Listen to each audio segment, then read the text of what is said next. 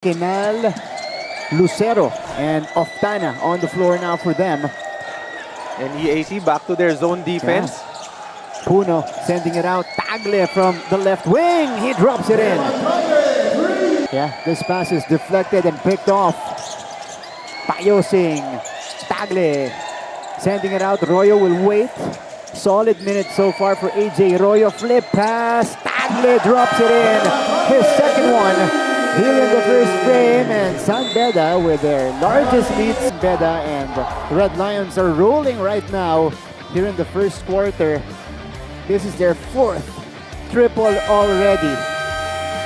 And we're just in the first frame. Eman Tagle, 2 of those 4 coming from this guy. To create plays for himself.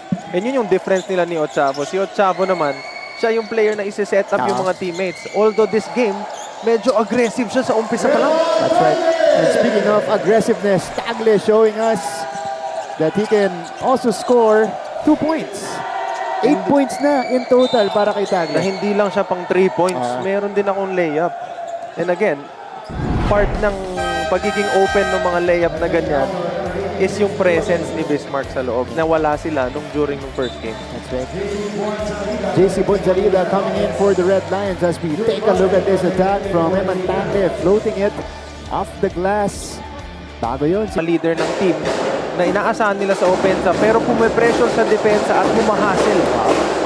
This is gonna be a tiring game for King as Tagle drains his third triple of the game.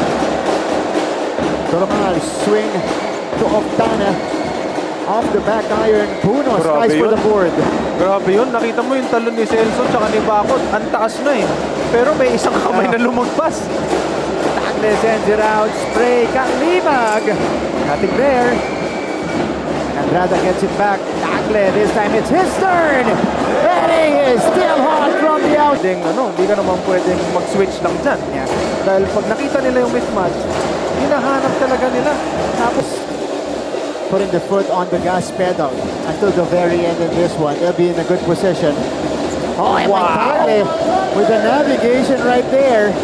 Pinakita lang niya ulit sa atin na akala nyo isa lang yung kanina, tsamba yun. Hindi, ulitin ko. 19 puntos na para kay Tagle. And King Gurtiza taking over for EAC. Eto na si King. Eman Tagle, look at this. Crossing, slicing the D and scoring with the left.